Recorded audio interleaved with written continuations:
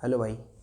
इस वीडियो में डाइपोल के एक्सिस पर इलेक्ट्रिक फील्ड फाइंड करेंगे। एक डाइपोल है, उस डाइपोल के एक्सिस पर कितना इलेक्ट्रिक फील्ड होगा वो इलेक्ट्रिक फील्ड फाइंड करेंगे, उसके लिए इक्वेशन डिराइव करेंगे। चलिए शुरू करते हैं। आइए देखो भाई, डाइपोल जानते होगे कि इक्वल अपोजिट चार्ज अगर एक फिक्स डिस्टेंस की दूरी पर रखा है तो उसी को डाइपोल कहते हैं। एक प्लस क्यू और माइनस क्यू चार्ज है और वो 2l डिस्टेंस की दूरी पर रखा हुआ है तो वही डाइपोल बनाता है। और डाइपोल से एसोसिएटेड डाइपोल मोमेंट होता है। डाइपोल मोमेंट का फॉर्मूला कितना होता है? Charge into distance between both charge. सही बात है क्या? आइए देखते हैं। जरा देखोगे कि सर मान लेते हैं कि डाइपोल है, डाइपोल बोले तो यहाँ पर एक माइनस क्यू चार्ज है और यहाँ पर कुछ दूरी पर एक प्लस क्यू चार्ज है और ये दोनों 2l की दूरी पर रखे हुए हैं, 2l के डिस्टेंस पर रखे हुए हैं और यही मिलके क्या बनाएगा बताओ? डाइपोल बनाएगा। ठीक है, इक्वल अपोजिट चार्ज अगर फिक्स डिस्टेंस की दूरी पर रखा होता है तो यही मिलकर डाइपोल बनाएगा। अब इस डाइपोल के एक्सिस पर कितना इलेक्ट्रिक फील्ड होगा वो इलेक्ट्रिक फील्ड हम कैलकुलेट करने वाले हैं। अच्छा समझना ध्यान से कि सर ये डाइपोल है, मान एक ऐसे लाइन ड्रॉ कर लेते हैं, एक इसका परपेंडिकुलर बाइसेक्टर ड्रॉ कर लेते हैं। तो मतलब कि सर ये डिस्टेंस भी अब l होगा और ये डिस्टेंस भी कितना होगा?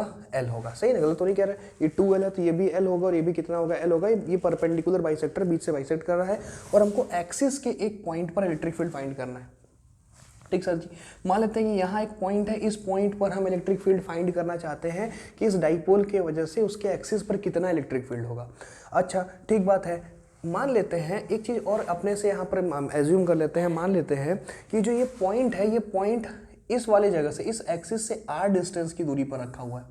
समझ रहे हो ना कि सर ये जो पॉइंट है, ये पॉइंट यहाँ से कितनी दूरी पर रखा हुआ है? तो r डिस्टेंस की दूरी पर रखा हुआ है। कुछ छोटी छोटी चीज़ तुमसे पूछे, बताओ कि इस पॉइंट पर इलेक्ट्रिक फील्ड किसके किसके वजह से होगा? क्या इस पॉइंट पर इलेक्ट्रिक फील्ड प्लस क्यू के वजह से होगा? Yes sir.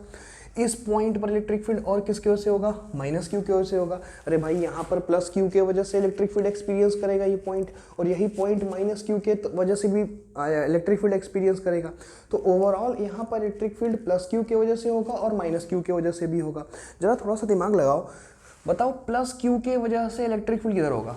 पॉजिटिव चार्ज के लिए समझना, जो प्लस क्यू है, तो क्या प्लस क्यू के लिए इलेक्ट्रिक फील्ड इधर की तरफ होगा? क्या electric field due to plus Q होगा कि नहीं होगा? समझ में आ रहा है? क्यों इधर की तरफ बनाया? क्योंकि पॉजिटिव चार्ज के लिए इलेक्ट्रिक फील्ड लाइंस उससे दूर जाती हैं, तो पॉजिटिव चार्ज प्लस क्यू, तो इलेक्ट्रिक फील्ड लाइंस दूर जा रही है।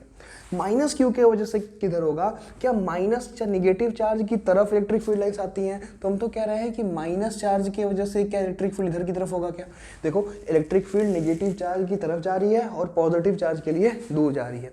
कुछ चीज़ ऑब्जर्व किया? क्या ऑब्जर्व करना था सर? कि देखो मेरे भाई, मैंने प्लस क्यू का के लिए एक जो एरो बनाया, जो electric field is vector quantity, और इसको जो मैंने एरो से रिप्रेजेंट कर रहा है, इसका लेंथ ज़्यादा, इसका लेंथ छोटा। क्यों? क्योंकि देखो यार, प्लस क्यू वाला जो चार्ज है क्या इस पॉइंट के पास में रखा हुआ है? क्या तो इस वाले पॉइंट पर प्लस क्यू के वजह से जो इलेक्ट्रिक फील्ड होगा वो माइनस क्यू के कंपेरिजन में डोमिनेट करेगा। क्या मतलब ये पॉइंट जो है, ये पॉइंट ज़्यादा इलेक्ट्रिक फील्ड किसके वजह से फील करेगा? प्लस क्यू की माइनस क्यू? प्लस क्यू, क्योंकि किसके पास में रखा है? प्लस क्यू के पास में रखा है, तो प्लस क्यू का इलेक्ट्रिक फील्ड डिस्टेंस कम है ना मेरे भाई, डिस्टेंस कम है सर जी, तो डिस्टेंस कम होगा तो प्लस क्यू के वजह से इलेक्ट्रिक फील्ड क्या होगा? ज़्यादा होगा। माइनस क्यू के लिए डिस्टेंस ज़्यादा, तो इलेक्ट्रिक फील्ड कंपेरेटिवली क्या होगा?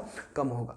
क्या बात समझ में आती है? गलत तो नहीं कह रहे हैं? अच्छा, ये माइनस क्यू और प्लस क्यू मिलकर एक डाइपोल बना रहा है। किसी भी डाइपोल से एसोसिएटेड एक डाइपोल मोमेंट होता है। डाइपोल मोमेंट हमेशा कहाँ से कहाँ होता है? याद करो, क्या निगेटिव चार्ज से पॉजिटिव चार्ज की तरफ होता है? क्या जो डाइपोल मोमेंट होता है वो हमेशा कहाँ होता है? निगेटिव चार्ज से पॉजिटिव चार्ज की तरफ। मतलब ये निगेटिव चार्ज से पॉजिटिव चार्ज की तरफ क्या डाइपोल मोमेंट पी वेक्टर होगा कि नहीं होगा?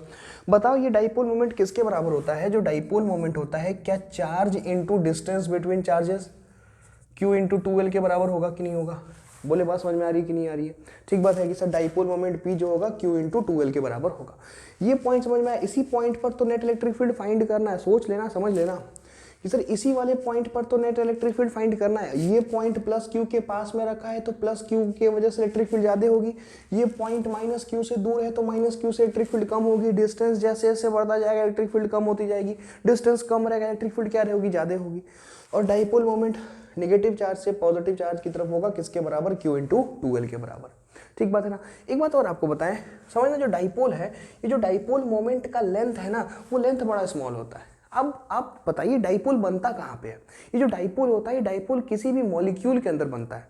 कोई भी जो मटेरियल है वो मटेरियल मॉलिक्यूल से मिलके बना होता है और मॉलिक्यूल अपने अंदर क्या कंस्ट्रक्ट करता है, मॉलिक्यूल अपने अंदर डाइपोल बनाता है। कोई भी जो मटेरियल होता है उस मटेरियल के अंदर मॉलिक्यूल होता है, मॉलिक्यूल क्या बनाएगा, डाइपोल बनाएगा। तो डाइपोल मॉलिक्यूल के अंदर बनता है और मॉलिक्यूल के अंदर मॉलिक्यूल का जो बॉन्ड लेंथ तो बहुत छोटा होता है, बॉन्ड लेंथ एंगस्ट्रॉम में होता है। तो असल में बताना ये चाह रहे हैं कि जो डाइपोल का लेंथ है ना वेरी स्मॉल होता है, यानी जो डाइपोल का लेंथ 12 है, 12 is much much much much smaller than R. ये जो 12 है इस आर के मुकाबले बहुत छोटा होता है। यानी जो डाइपोल का लेंथ होता है वो इस आर के मुकाबले बहुत छोटा होता है। डाइपोल तो मॉलिक्यूल के अंदर बन रहा है और मॉलिक्यूल का जो बॉन्ड लेंथ होता है वो एंगस्ट्रॉम में होता है। तो यानी जो 12 वाला लेंथ है, डाइपोल का जो लेंथ है वो इस आर लेंथ से क्या होगा, वेरी वेरी स्मॉल होगा।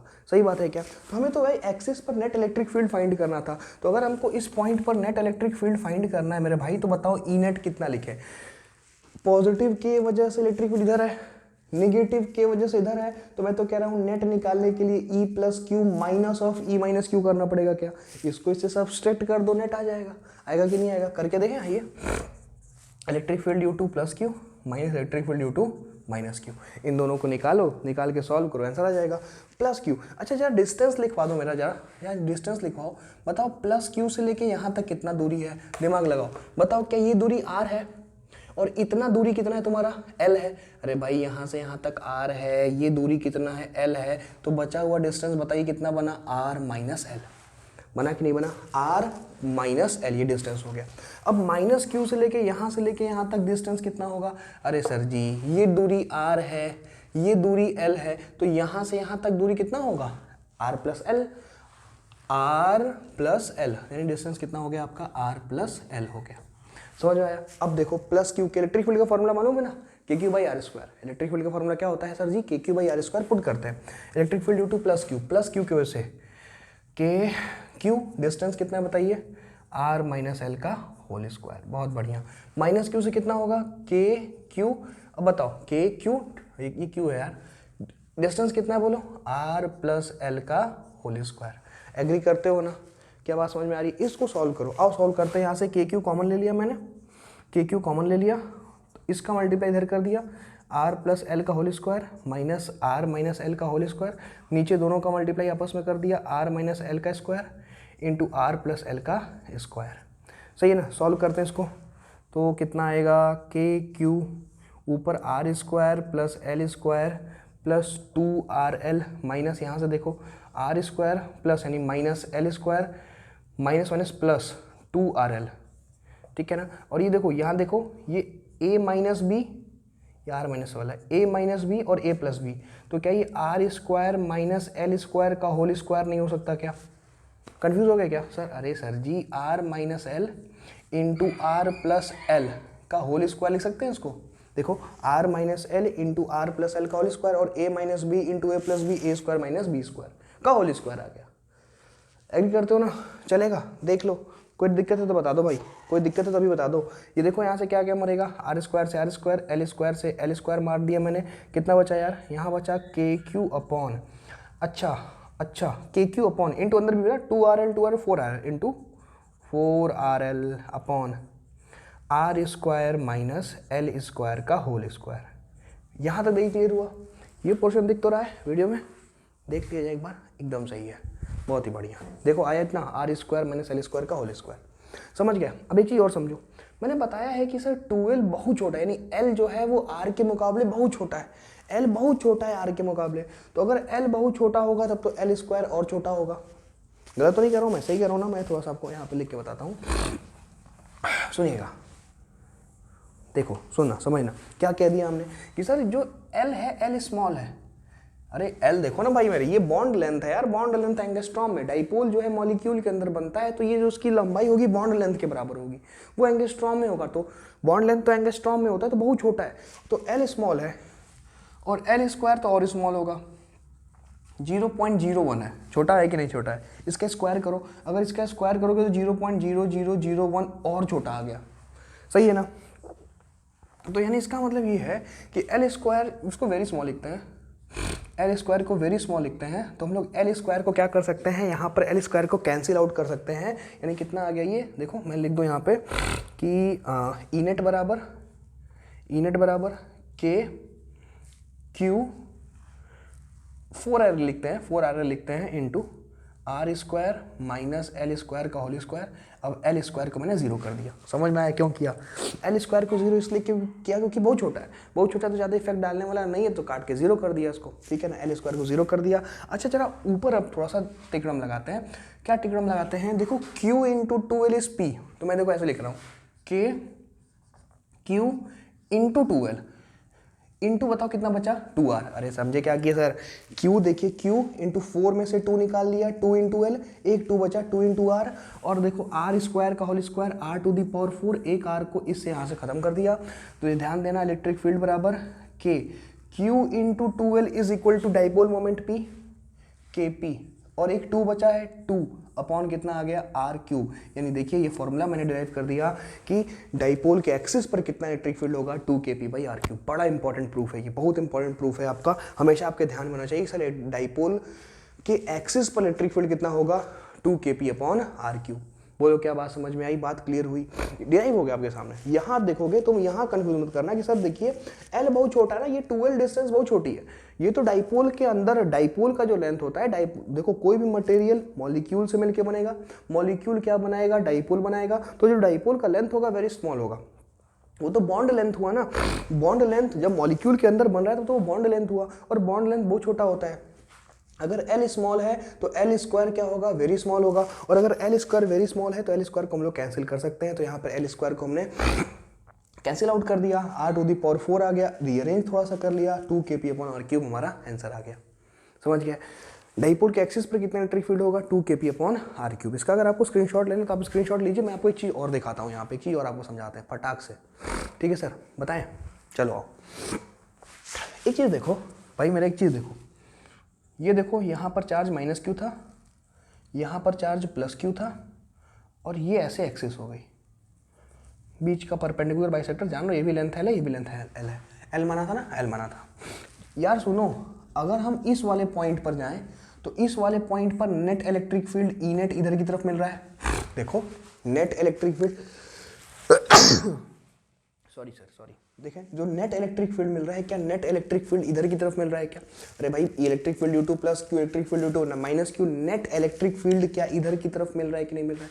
आपको बताएं कि अगर आप लेफ्ट साइड भी, तो राइट में इधर मिल रहा है, अगर आप लेफ्ट साइड भी चले जाएंगे, अब तुम समझ जाओ। सुनो, बताओ इस वाले पॉइंट पर इलेक्ट्रिक फील्ड किसके वजह से डोमिनेट करेगा? माइनस क्यू की प्लस क्यू? ऑब्वियस है माइनस क्यू, क्योंकि भाई माइनस क्यू पास में रखा है। तो अगर पास में रखा है तो इलेक्ट्रिक फील्ड किसके वजह से डोमिनेट करेगा? Minus Q. और निगेटिव चार्ज के लिए इलेक्ट्रिक फील्ड किधर होता है?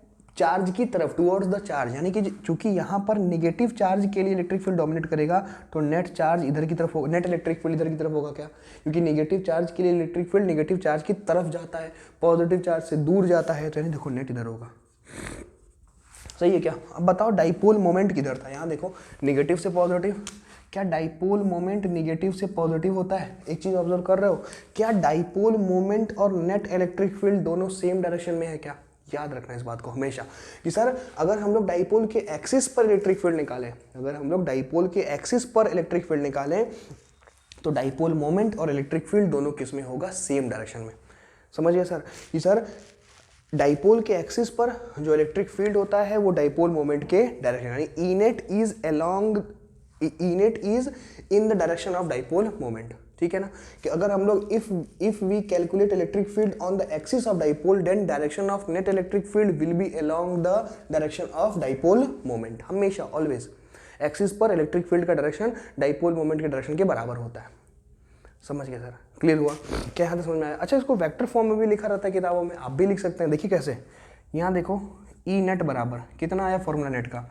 2kp upon R cube. अगर वेक्टर फॉर्म में लिखना तो वेक्टर लगा दूँ। देखो अगर वेक्टर फॉर्म में लिखना है तो वेक्टर लगा दूँ। और पता है यहाँ पे एक मैंने जोड़ दिया पी कैप। ये P cap is unit vector. P cap क्या है? यूनिट वेक्टर है। यूनिट, आपको मालूम है यूनिट वेक्टर क्या होता है? इसके पहले आप शायद Coulomb's law in vector form हमने पढ़ाया था, उसको जरूर देखिएगा। प्लेलिस्ट में, इस वाली प्लेलिस्ट में आपको वीडियो मिलेगा, देखिएगा, तो वहाँ पे यूनिट वेक्टर के बारे में बताया है। ठीक है? आप जानते होंगे एक ऐसा वेक्टर जिसका मैग्नीट्यूड 1 होगा, जो सिर्फ डायरेक्शन के लिए यूज में आता है, तो वही आपका यूनिट वेक्टर होता है। तो यहाँ देखो अगर वेक्टर फॉर्म में लिखोगे तो ई नेट बराबर 2kp upon R cube into P cap. P cap is unit vector. ये टर्म मैग्नीट्यूड बता रहा है और पी कैप डायरेक्शन बता रहा है, और डायरेक्शन किसकी तरफ है, इलेक्ट्रिक फील्ड की डायरेक्शन में है।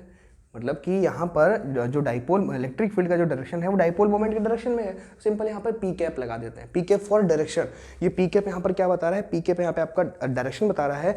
तुम कंफ्यूज मत हो भाई, तुम जान दो, तुम सीधे ऐसे याद रखो ना, जान दो, हटाइए, छोड़िए ना, कोई दिक्कत नहीं। ए नेट बराबर 2kp अपॉन आर क्यूब। बताना यहाँ पे चाह रहे थे कि एक्सिस पर चाहे आप लेफ्ट में हो चाहे राइट में हो, इलेक्ट्रिक फील्ड डाइपोल मोमेंट की डायरेक्शन में होगा। सही है ना, ठीक है ना। पी कैप वाला कॉन्सेप्ट अगर समझ में नहीं है तो हटा दीजिए। आप लिखेंगे तो आपका ये चीज़ और अच्छा दिखेगा, किताबों में देखेंगे आप ऐसा लिखा रहता है। कैसे, यहाँ पे एक पी कैप जोड़ा रहेगा, वो P cap is for direction यार, यूनिट वेक्टर है। यूनिट वेक्टर तो दिशा के लिए ही होता है, डायरेक्शन के लिए होता है। तो उसको अगर किसी एक्सप्रेशन में अगर मल्टीप्लाई कर दे रहे हैं, उसका मतलब सिर्फ यही कि डायरेक्शन के लिए मल्टीप्लाई किया गया, और कोई खास मतलब नहीं है। ठीक बात है, समझ गए सर। अगर आपको कोई डाउट है तो आप इसको हटा सकते हैं, कोई समस्या नहीं है। इस वीडियो को ज़्यादा नहीं खींचते हैं, आप स्क्रीनशॉट ले लीजिए। पर ये इंपॉर्टेंट डेरिवेशन है, ध्यान रखना इस चीज़ को। ठीक है सर जी, तो एक अगले कॉन्सेप्ट के साथ नए वीडियो मिलेंगे, तब तक के लिए बाय बाय।